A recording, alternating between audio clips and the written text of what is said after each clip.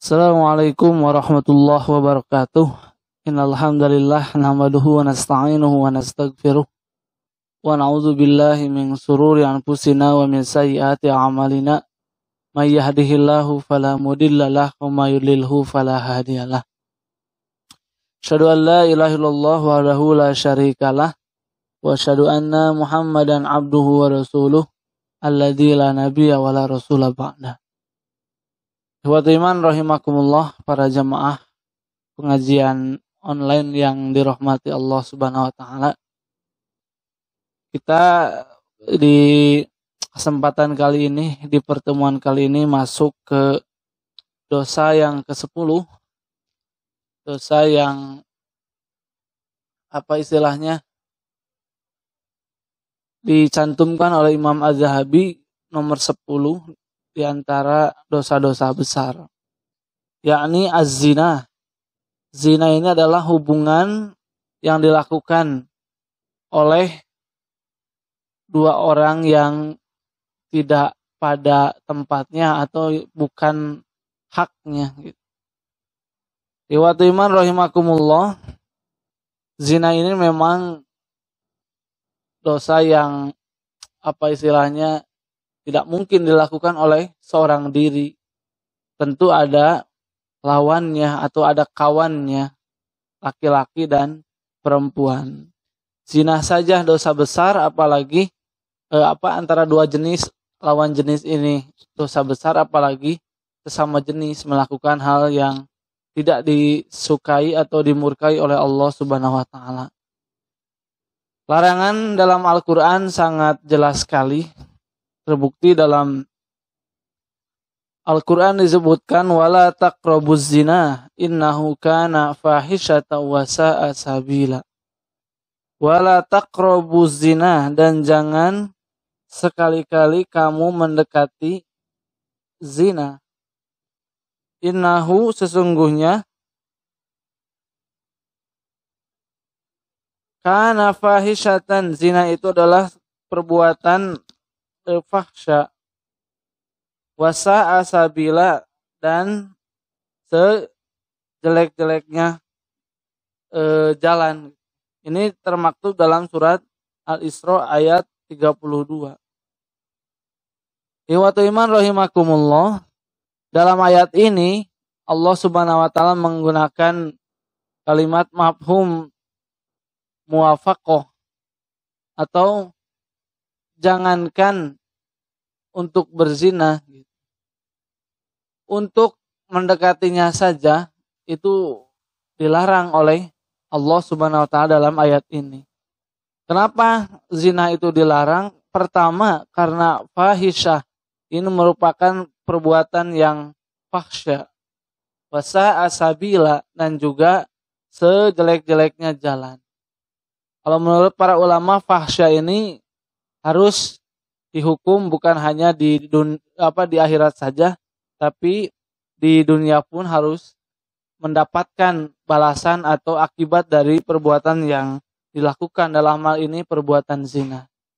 Ikhwatul iman rahimakumullah, di terminologi zina ini jelas dua orang yang melakukan perbuatan hubungan suami istri yang bukan tempatnya atau bukan yang sah itu. Meskipun keduanya saling suka, tapi kalau keduanya tidak ada ikatan yang sah menurut agama, maka dikatakan dia berzina.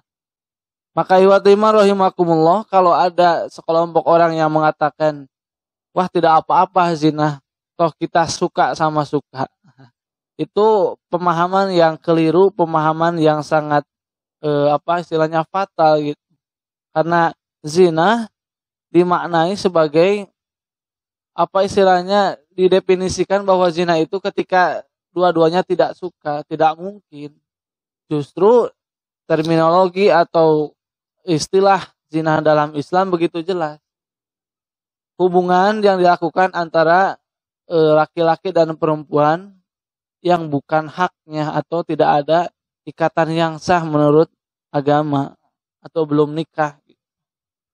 Ikhwatul iman rahimakumullah, Dosa zina ini dalam surat Al-Furqan Allah Subhanahu wa taala menyandingkannya dengan dosa berbuat syirik, kemudian apa istilahnya,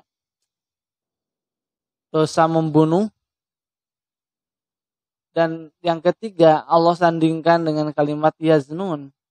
Tanda orang sebagai hamba Allah Subhanahu wa taala adalah pertama dia tidak melakukan kesyirikan, yang kedua dia tidak membunuh, dan yang ketiga wala yaznun, dan tidak melakukan perbuatan zina.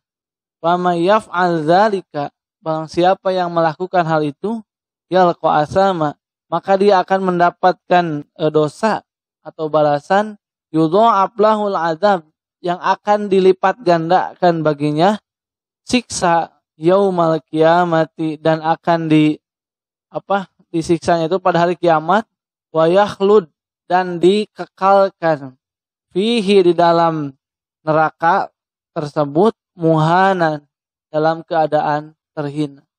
Jadi ikhwatul iman rahimakumullah, teramat dosa besar ketika seseorang istilahnya melakukan dosa yang dibumbui atau yang tadi dengan alasan kami suka sama suka, itu tidak diperbolehkan dalam agama Islam.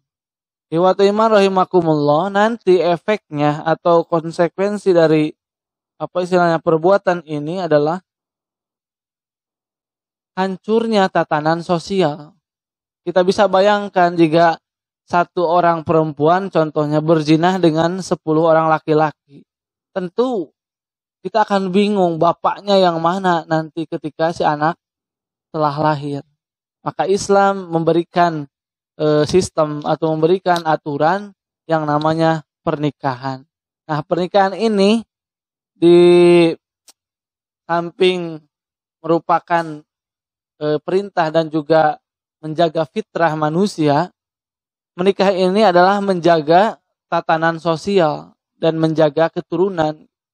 Nanti jelas ketika seseorang yang istilahnya hamil karena memang hubungan sah, dia akan mantap dengan jelas mengungkapkan bahwa anak ini adalah anak si fulan. Tapi ketika seseorang yang dicap sebagai pezina, orang yang suka berzina, nanti akan kebingungan ketika anak lahir ini, apakah anak ini lahir dari orang pertama, orang kedua, ketiga, atau lain-lain sebagainya. Maka nanti yang akan mendapatkan istilahnya madorot atau kejelekan bukan hanya pelaku zinahnya saja, tapi orang-orang di sekitarnya akan menanggung akibatnya. Minimal sanksi sosial dengan cara dikucilkan, dianggap hina, dianggap remeh oleh yang lainnya. Bukan hanya pelakunya saja, orang tuanya, kakaknya, bibinya, pamannya, siapapun yang ada kaitan darah dengan orang yang melakukan zina akan menanggung rasa malu, akan menanggung beban yang sangat luar biasa oleh sebab yang dilakukan oleh si pembuat zina tadi. Nah, ikhwatul iman rahimakumullah, nanti balasannya ada banyak nanti dalam Quran dan juga hadis.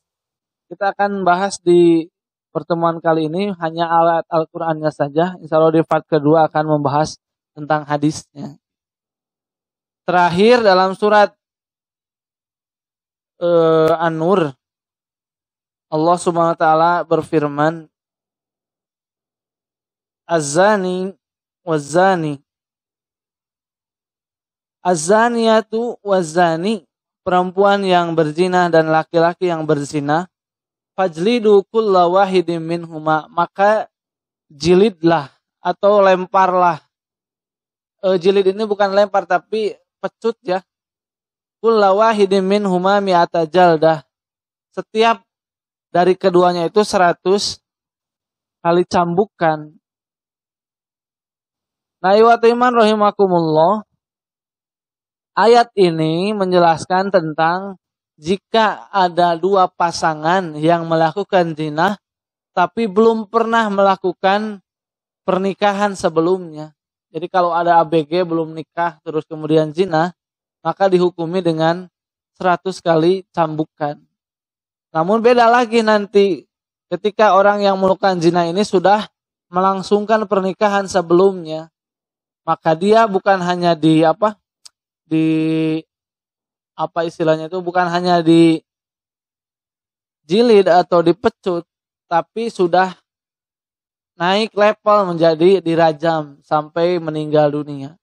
Ikhwatul iman rahimakumullah, yang belum menikah tadi ketika melakukan zina bukan hanya dipecut 100 kali saja, tapi diasingkan selama 1 tahun. Yang kedua, jika kalau sudah ada yang menikah kemudian melakukan perzinahan, maka tidak ada balasan lain kecuali dia harus dirajam sehingga meninggal dunia. Itu saja mungkin bisa disampaikan di pertemuan kali ini.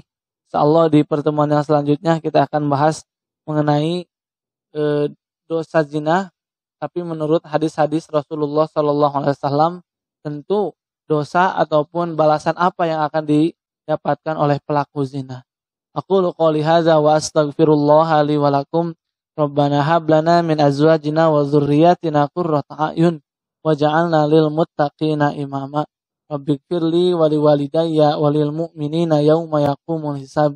Rabbana atina fid dunya hasanah wa fil akhirati hasanah wa qina adzabannar. Assalamualaikum warahmatullahi wabarakatuh.